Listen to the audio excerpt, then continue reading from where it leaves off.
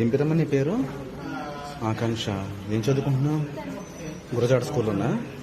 ఎన్ని గంటలకు ఎక్కారు ఆటో?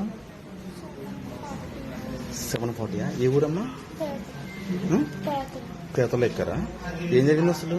ఎంతమంది ఉంటారు ఆటోలో? 8 మెంబర్స్ ఉన్నారమ్మా. యాక్సిడెంట్ అయ్యేసరికి. ఓకే.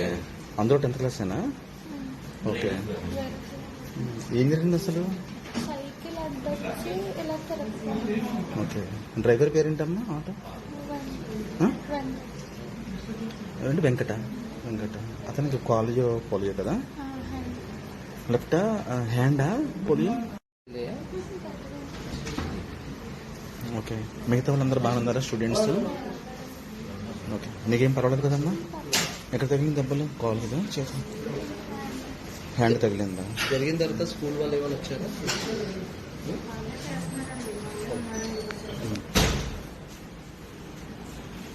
మీరు మదరమ్మా?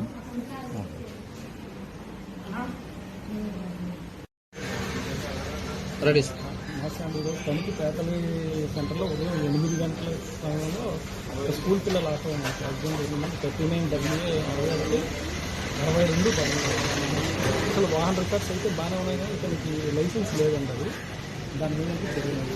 ఇద్దరు పాపకి యాక్సిడెంట్ జరిగింది. పాపకి జరిగింది. అలాగే సైకిల్స్ బలరావడం జరిగింది. సైకిల్స్ మన ర్యాపిడ్ హాస్పిటల్లో ఉన్నారు. సార్ ఆటో కెపాసిటీకి మించి ఎక్కువ ఉన్నారు. ఆటోలో ఏంటంటే ముగ్గురే తీసుకెళ్ళాలి. డ్రైవర్తో కలిపి 8 మంది ఉన్నారు. అతను తీసుకెళ్ళకపోయింది. దాని మీద కూడా చేశారు. ఇతనికి అయితే పోలియో ఉంది. అతనికి లైసెన్స్ అయితే లేదండి. అతనికి లైసెన్స్ లేని వాహనం అయితే నడపలేదు. అలాగే రేపు దృష్టిలో స్కూల్ వాళ్ళ స్పెషల్ డ్రైవ్ చేస్తాం. ఆల్రెడీ బస్సుల మీద బస్సుల మీద స్పెషల్ స్కూల్ మేనేజ్మెంట్ మేము 2-3 సార్లు మీటింగ్ పెట్టి చెప్పామని మరలా రేపు వారం మళ్ళీ మొదలు చెప్తాం.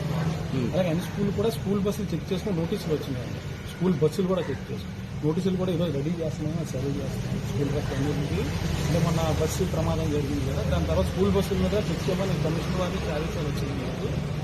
దానికి సంబంధించి నోటీసులు ప్రతి స్కూల్కి పంపిస్తూనే ఉంటుంది. అది వచ్చే వారం స్పెషల్ డ్రైవ్ జరుగుతుంది.